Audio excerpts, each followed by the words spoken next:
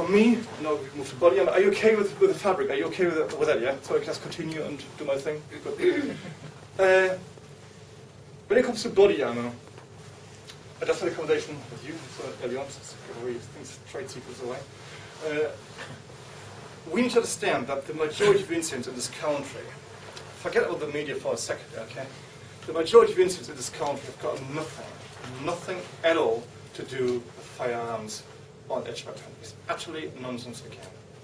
Only guesswork. I would say way in excess of 95% of security guards who take a day off sick after an assault do not take a day off sick after an assault because they've been shot at, they've been stabbed, but because they've been beaten, been punched, been kicked, been thrown about.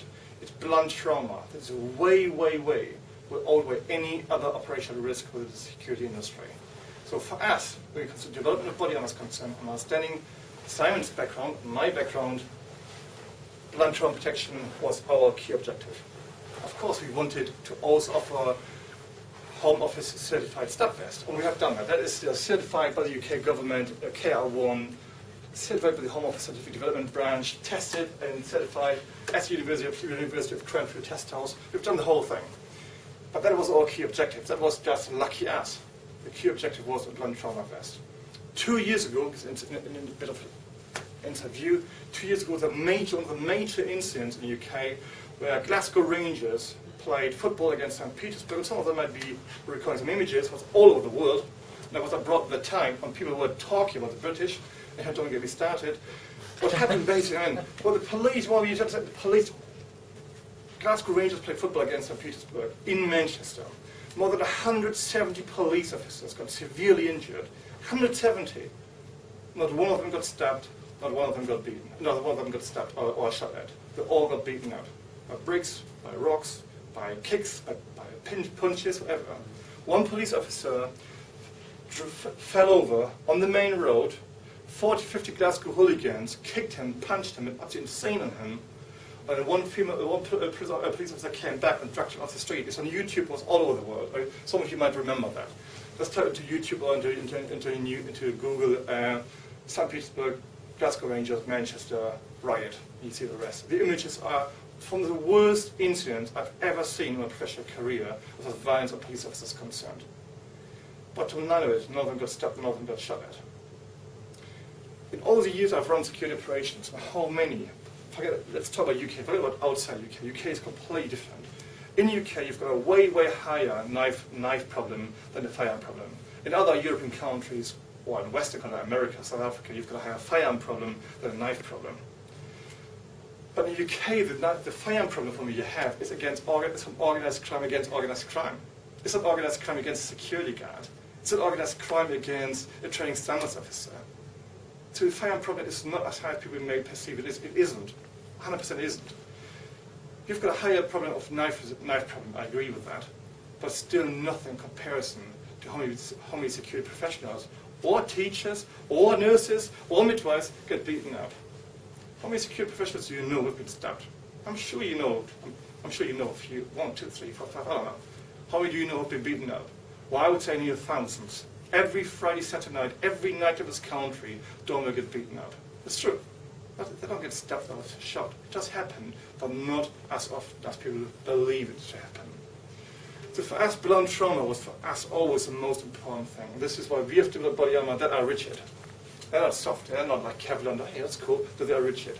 But rigid, we have to put in perspective. Rigid doesn't mean like, oh, I can't move. I can't, it doesn't mean it. Rigid means rigid. It means that it's molded to your upper body. I'll show you this now. It's molded to your upper body. It's comfy. It's not heavy at all. You can wear this under your suit jacket. You won't see it. If you wear it on a suit jacket now, you wouldn't wear it. You wouldn't see it. Okay. And how good does it get? I can move. So you can see it. I can kneel down. I can sit down. My body doesn't move. I can drive. I can restrain someone. I can defend myself. I can do anything. Compared to many other body armor, you will agree with that when I say that. Many body armor move up and down. Every time you sit down, body armor moves up and down. There are a number of paramedics we're dealing with every week who complain with the existing body armor. And every time they sit down in the car, goes up and touches the chin. Doesn't move at all. Comfy. Is it strong? Let's give that a go. That is strong. That is a good knife. That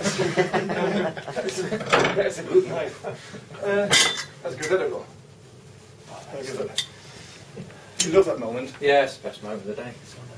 And that's blunt trauma, okay? Now, if you would do this with my back, okay, now if you would do that with the Kevlar vest, your spine would have snapped. You would never ever walk again for the rest of your life if you were to heal that. Do it again. Well, that would be it. If you wouldn't wear body armor now, you would definitely not even, you would have a problem. You can do it from the same. Do it. All good. Doesn't hurt, doesn't take my breathing away, doesn't stress me out, doesn't bother me at all. Needles. That's a hypodermic needle. Well, if you touch it, you think, would you be worried? I mean, that's quite a brutal defeat, isn't it? That's not really doing anything. That's a good one. Well, that actually weapon, that's not very sharp. I'll give that a go. Yeah, it does resist but it doesn't hurt. That's an interesting one. That's a well, not a great weapon, but it's a bad weapon. But the terminology is right. Got the wrong. Anyway, slightly distressed, I guess. Right, that is a weapon that really can cause horrendous injuries. And you can all imagine that you have probably seen a lot of things yourself anyway, so I might have talked. But if you hit something, I think I might do it with the other hand, if you can see it. I've got a right-handed glove. You can see, yeah. Sorry. The heads of safety completely over the window. Be careful you take your shoes off on bad or whatever. It doesn't, you can see it doesn't even scratch your surface. Some people know questions, what is right or wrong? What is Kevlar better? My answer is absolutely simple. Never in a million years. Never. Because a Kevlar body armor will protect you from 2%. That's my guesswork. I am right with that, I would say. 2% of potential incidents, which is nice. Maybe 5 ounces. But the number recorded, forget about recorded, the real life incidents in this country of security guards, door supervisors, whatever's at the end, how many people shot, how many people stabbed, and how many get beaten up. I would say it's 98%, but I mean 98% who would get beaten up. Only 2% would be covered by firearms or by guns. Absolutely. Because every single Friday, Saturday night, almost every single nightclub will somewhere have an incident down the line. I'm sure you all agree. Well, I hope you agree with that. So why don't I buy body armor that potentially costs more money or protects my frontline staff for only 2% of the potential incidents?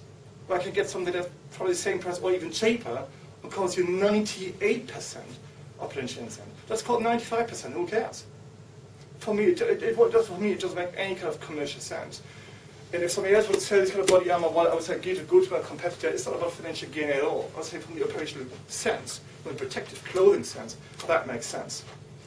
The reason why we got in business with the high security mental health care facility around town, we deal now with Ashwell and we deal now with Broadmoor, the other two, and we already supplied one in Scotland, it's Strathclyde, it's because of this garment, this product. Because the most incident they face got nothing to do with edge weapon. How difficult, how easy is it to get a knife or combat knife into the prison environment? You don't. You don't get a gun. It's people getting beaten up. And police officers the same. How many police officers have been stabbed or shot? It has happened. I know it has happened. But nothing in relation to in proportion. How many parking enforcement officers do you know have been stabbed? Give the answer. Not I'm aware there's not one recorded incident. How many parking enforcement officers have been punched, or pushed or kicked? There's over hundreds. I can go on and on and on with this. So for me, I believe what we've created, from the business point of view right now, is the right thing. That's what I believe in. I absolutely believe in that. It's the same material being used for riot shields.